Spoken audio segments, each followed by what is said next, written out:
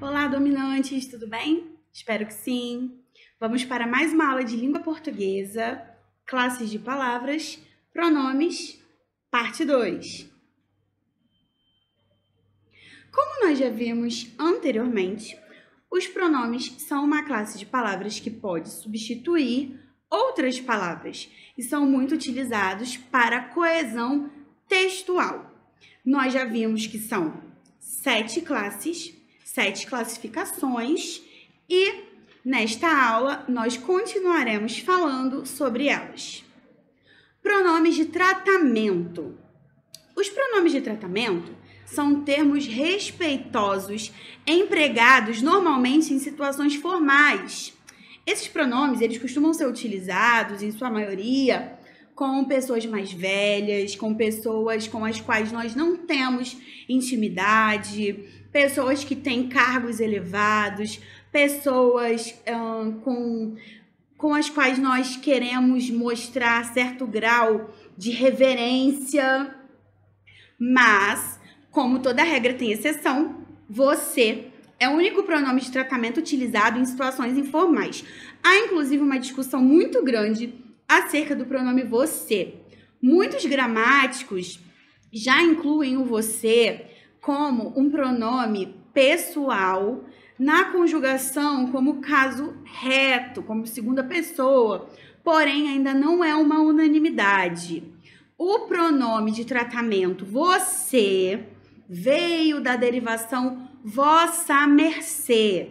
Houve aí, né, na etimologia da palavra toda uma evolução, como acontece com outras palavras, né? Nós já falamos sobre isso na introdução à língua portuguesa, né? As palavras elas vão se modificando, como por exemplo, a palavra estrela, que antigamente era estela, a palavra flor, que antigamente era flor, palavras como farmácia, que era escrita com PH.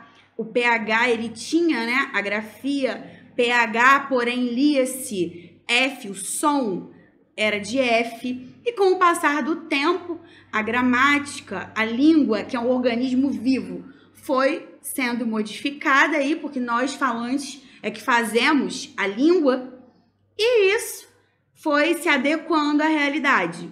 O mesmo aconteceu com o pronome você, que era vossa mercê, mudou para vós mercê, você, e hoje já é muito utilizado em contextos informais como se, o CE. E tem muita gente que usa na internet como C puro, né? Qualquer dia eu fico perguntando, né, para os alunos o que eles vão usar. Vão botar o E sozinho para a gente indicar. Por isso que é importante a gente sempre pesquisar, né, sobre a nossa língua, que está sempre em mudanças. Então, o pronome você é muito importante vocês sempre se lembrarem que é um pronome de tratamento, apesar de figurar já em muitas conjugações verbais. Exemplos. Você deve seguir as regras impostas pelo governo. Vejam que o pronome você refere-se a uma pessoa. Portanto, ele é um pronome de tratamento, um pronome que auxilia no processo de comunicação. A senhora deixou o casaco cair na rua. Senhora é um pronome de tratamento, é um pronome muito utilizado para referir-se a pessoas mais velhas. Senhor, senhora. Vossa Magnificência irá assinar os diplomas dos formandos. Temos aqui mais um pronome de tratamento. Vossa Santidade, né, utilizado para o Papa, é muito querido, disse o sacerdote ao Papa. E nós temos outros, né? Vossa Reverendíssima, Vossa Excelência, muito utilizado para pessoas, né, de posições governamentais altas, também para juízes, né, magistrados, de uma forma geral. Então, os pronomes de tratamento são muito utilizados, né, para contextos formais, contextos de formalidade. Uma coisa que é muito interessante nós falarmos é o seguinte: às vezes, principalmente no interior, principalmente com pessoas de mais idade, nós utilizamos a expressão seu. E aí nós falamos, por exemplo, seu João gosta de trabalhar no campo. Esse seu não é um pronome possessivo. Ele é um pronome de tratamento que substitui aí, ele é uma forma derivada de senhor.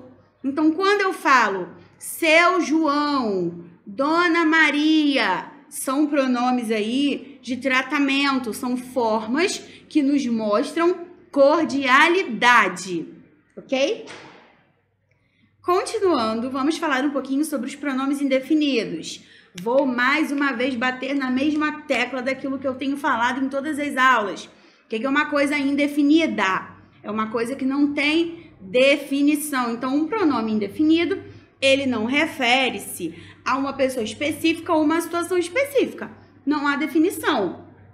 Empregados na terceira pessoa do discurso substituem ou acompanham substantivos de maneira vaga ou imprecisa. Alguns exemplos. Nenhum vestido serviu na Antônia. O termo nenhum acompanha o substantivo vestido de maneira vaga, pois não sabemos de que vestido se fala. Eu sei que ela pode ter experimentado alguns vestidos e os vestidos não couberam, não ficaram bons, né? Porém, não sei de quantos são, de quantos estão sendo falados, né? Da quantidade exatamente. Eu só sei que nenhum. Uma ideia vaga, uma ideia imprecisa. A ideia do pronome indefinido é justamente essa, é mostrar uma imprecisão. Outras viagens virão. O termo outras acompanha o substantivo viagens, sem especificar quais viagens serão. Da mesma forma, quando acontece uma coisa ruim e uma pessoa perde uma oportunidade que seria uma boa oportunidade, a gente fala para a pessoa assim, né? A gente costuma dizer: ah, não fique triste, outras chances virão, outras oportunidades virão. Nós não estamos sendo precisos. Nós não estamos dizendo: olha, amanhã virá outra oportunidade. Olha, amanhã haverá outro encontro. Não. Mas nós estamos, né, desejando ali que venha uma outra oportunidade, que essa oportunidade seja melhor. Alguém deve me explicar a matéria. O termo alguém significa uma pessoa cuja identidade não é especificada ou definida e, portanto, substitui o substantivo da frase. Gente, quem deve me explicar a matéria? Alguém. Sei especificamente quem é a pessoa? Não, eu não sei. É alguém. Fica uma ideia vaga. Isso que eu quero que vocês percebam. A ideia continua vaga. Cada pessoa deve escolher seu caminho. O termo cada acompanha o substantivo da frase pessoa sem especificá-lo. Mesma situação. Cada pessoa, nós temos aí uma ideia, mesmo que dê uma ideia de singularidade, né? Ah, cada pessoa, cada indivíduo. Eu não estou referindo-me diretamente a alguém específico. Eu estou falando de uma forma geral, então é indefinido. Esse termo, ele acompanha o substantivo, mas não está o especificando. Pronomes relativos. Vamos analisar aqui mais uma vez a palavra relativo, relatividade. Referem-se a um termo já dito anteriormente, ele já foi falado na oração, evitando sua repetição. É muito utilizado também nessas relações catafóricas, é muito utilizado também para auxiliar na coesão textual. Esses termos, eles podem ser palavras variáveis, que flexionam-se, ou invariáveis, que não flexionam-se. Substantivo, adjetivo, pronome ou advérbio. Lembra da nossa primeira aula sobre classes de palavras, que eu disse para vocês que nós temos 10 classes de palavras, que nós fazemos análise morfológica, porém, elas podem pertencer a mais de uma classe, dependendo do contexto, que a classificação não é engessada? Exatamente. Por quê? Um substantivo, um adjetivo, um pronome, dependendo do contexto, pode ser um pronome relativo. Exemplos. Os temas sobre os quais falamos são bastante complexos. Os quais faz referência ao substantivo dito anteriormente. Temas. Então, vejam aqui. Os temas sobre os quais falamos. Os quais o quê? Os temas. Então, por que ele é relativo? Lembra lá da matemática. A gente tem o valor absoluto e o valor relativo. O valor absoluto é o valor do numeral em qualquer posição, e o valor relativo é de acordo com a casa decimal em que ele está. A mesma coisa acontece aqui, tá? Então, dependendo da palavra a qual ele está se referindo, a gente tem a relatividade desse pronome. Continuando. São plantas cuja raiz é muito profunda. Cuja aparece entre dois substantivos, plantas e raiz, e faz referência àquele dito anteriormente. Plantas, mesma coisa. São plantas cuja raiz é muito profunda. Cuja raiz o quê? Plantas. Nós temos aqui a remissão. Esse cuja está remetendo à palavra plantas. Por isso que é chamado de relativo. Depende do que vem antes, do que ele está sinalizando. Pronomes interrogativos. Tem a ver com pergunta? Tem. Tem a ver com interrogação? Sim. São palavras variáveis e invariáveis empregadas para formular perguntas diretas e indiretas. Então, só para nós lembrarmos, as perguntas diretas são aquelas tradicionais, feitas com ponto de interrogação. Você quer ir ao baile comigo? Ponto de interrogação. Agora, se eu chego num lugar e digo assim, ai, gostaria de saber quem quer ir ao baile. Eu não tô usando aí, gente, percebam, ponto de interrogação, tô jogando no ar. É uma pergunta indireta. Diferente, né, de quando a nossa mãe coloca aquele doce gostoso na geladeira, né, quando a gente é criança, e alguém come o doce da mãe, né? Ninguém fazia isso, né? Só lá em casa que acontecia, tenho certeza. E aí a gente olha e fala assim, a mãe chega e fala, quero saber quem comeu o meu doce. É uma pergunta indireta. Diferente da mãe chegar e perguntar, Mansuária, você comeu o meu doce? Aí é uma pergunta direta, tem ponto de interrogação.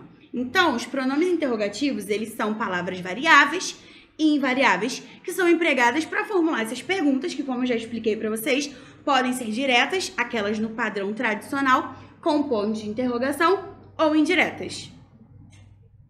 Exemplos. Quanto custa a entrada para o cinema? É uma oração interrogativa direta. Estou fazendo uma pergunta direta, utilizando o pronome interrogativo quanto, e tenho aqui ponto de interrogação.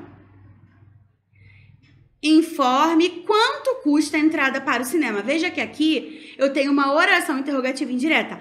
É um tipo de pergunta, só que eu estou pedindo uma informação, também utilizo quanto, porém não tenho ponto de interrogação.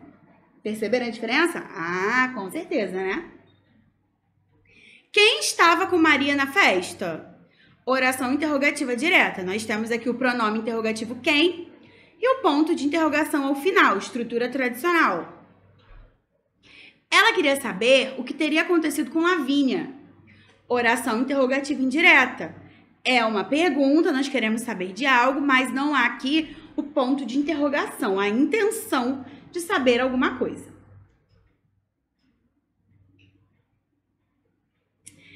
Espero que vocês tenham compreendido o objetivo dessa aula, finalizando as 4 últimas classificações referentes aos pronomes, que são esse importante bloco dentro da língua portuguesa que nos ajudam a formular questões, a fechar textos, a também fazer links coesivos. Espero que vocês utilizem no dia a dia e que também possam utilizar nas redações a partir de agora. Um abraço e até a próxima aula!